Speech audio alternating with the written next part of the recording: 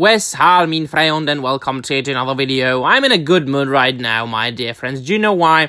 Because it is always pleasant to hear, well, somebody sane speaking.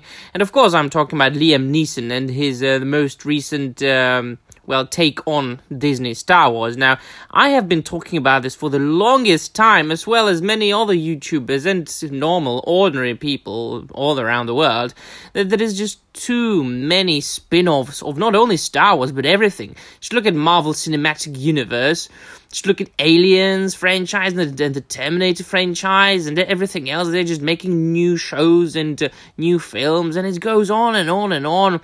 And now there's going to be the newly rebooted DC Cinematic Universe. We have known that for a long time from the American comic books.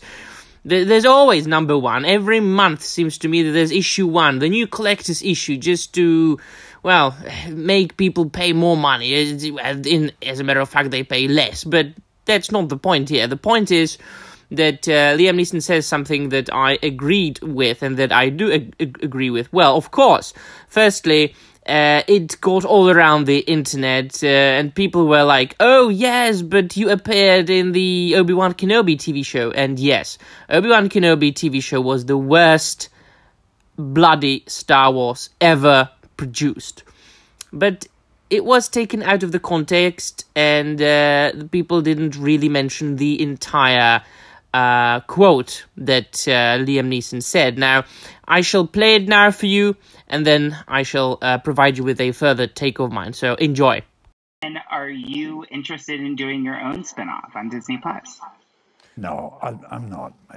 There's so many spin-offs of Star Wars. It's diluting it to me, and it's taken away the mystery and the magic in a weird way, you know?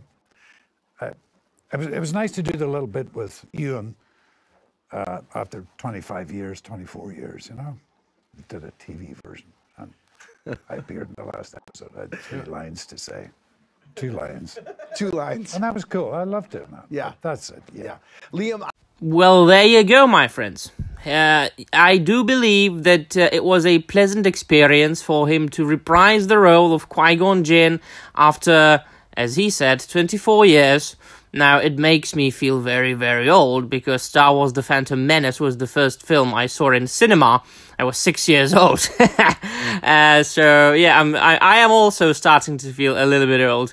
And then it was very pleasant for him to, reprise his role of Qui-Gon Jinn for, like, a couple of seconds, even though it broke the law that was originally established by the Extended Universe canon, and that concerns the fact that in order for a Jedi to appear as a Force ghost and manifest himself, like, visually, he has to take his body away, which, of course, happened to Master Yoda as well as Obi-Wan Kenobi. That is why they were able to appear as Force ghosts. But not here. If you remember, if you saw the Phantom Menace, that they burnt Qui-Gon Jinn's body, and then Yoda learned to communicate with him in the Force. So Qui-Gon Jinn was actually the first one who found his way out of the Force, so he could communicate with the living. But not as a body, just as a voice. So this broke the canon, but this is geek talk, this is nerd talk. Very few people know that. Very few Star Wars fans know that, and even fewer ordinary people, normies. What is important is that Qui-Gon Jinn was one of the member berries that appeared in the Obi-Wan Kenobi show. One of the things that Disney uses to attract the attention of the old Star Wars fans. Now, was it enough to save Obi-Wan Kenobi? Absolutely not. All the gods in the pantheon of the world could not save the Obi-Wan Kenobi show. But I do believe that it was pleasant for Liam Neeson. Now, about the quote, I absolutely agree with that, and I think that you do agree too. Too many shows. Too much content. There's something very much different from when there was the old, original, expanded universe, now labeled Legends. All the novels and all the comic books and video games and things like that expanded upon the Legendarium. Because it wasn't a TV show that was crammed in your face every half a year. And of course, more people are going to watch the show than read the book. But they were very well written. Most of the books, not all of them, of course, but most of them were very well written.